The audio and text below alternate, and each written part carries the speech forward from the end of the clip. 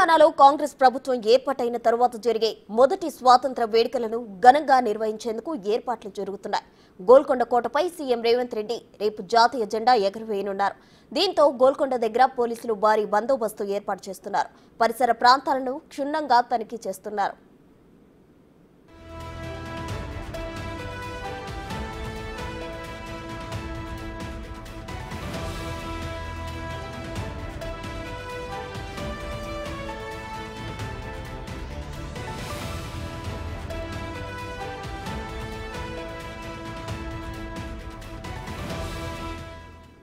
ఇక రేపు జరగబోయే స్వాతంత్ర వేడుకలకు సంబంధించి మరిన్ని వివరాలు మా ప్రతినిధి రాణా ప్రతాప్ గోల్కొండ కోట నుండి లైవ్ లో అందించేందుకు సిద్ధంగా ఉన్నారు.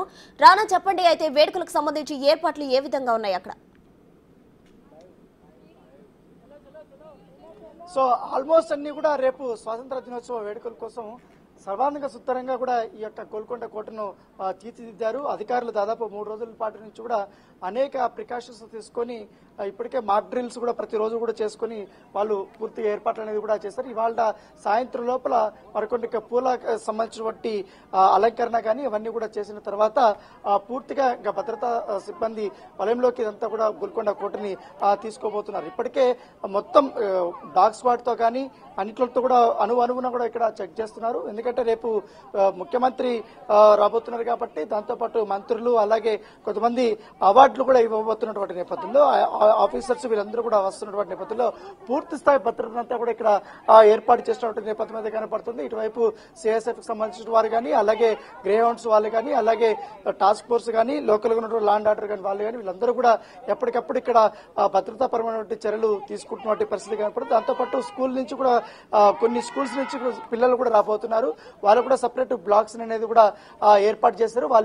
ఇప్పుడే వాళ్ళు కూడా ప్రాక్టీస్ అనేది చేసుకుంటున్నారు. ఎందుకంటే రేపు కొన్ని స్వాతంత్ర సమరోత్సవం దీనికి సంబంధించినటువంటి సాంస్కృతిక కార్యక్రమాలు అనేది ఇక్కడ రాబోతున్నాయి కాబట్టి పర్ఫామ్ చేయబోతున్నారు కాబట్టి దాని తగ్గట్టుగా కూడా వాళ్ళు ఇక్కడ ప్రాక్టీస్ వారు చేస్తున్నారు. దానికి సంబంధించిన వాళ్ళకి సపరేట్ బ్లాక్స్ ను కూడా ఏర్పాటు చేస్తారు. ఆ ప్లేస్ లో మాత్రం వాళ్ళు పర్ఫామ్ చేయబోతున్నట్టుగా మనకు తెలుస్తుంది. దాంతో పాటు ఇక్కడ కొన్ని బ్లాక్స్ లాగా కూడా ఏర్పాటు చేశారు.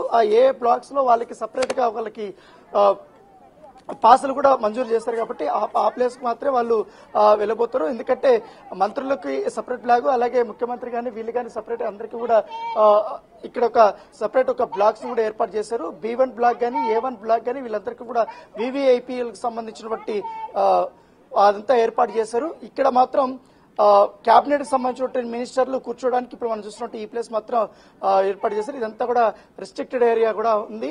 ఆల్మోస్ట్ ఇప్పుడు రేపు ముఖ్యమంత్రి గారు ఎక్కడైతే జెండా వందనం చేసిన తర్వాత అక్కడి నుంచి ప్రసంగిస్తారు కాబట్టి ఆ ప్లేస్ అంతా కూడా ఇప్పటికే డాగ్ స్క్వాడ్ తో కూడా వాళ్ళు పూర్తి స్థాయిలో చెక్ చేస్తున్నటువంటి నేపథ్యం అయితే ఏర్పడుతుంది. ఎందుకంటే గోల్కొండ కోటలో స్వాతంత్ర దినోత్సవ వేడుకలు అంటే కూడా ప్రత్యేకంగా చెప్పాల్సిన అవసరం లేదు.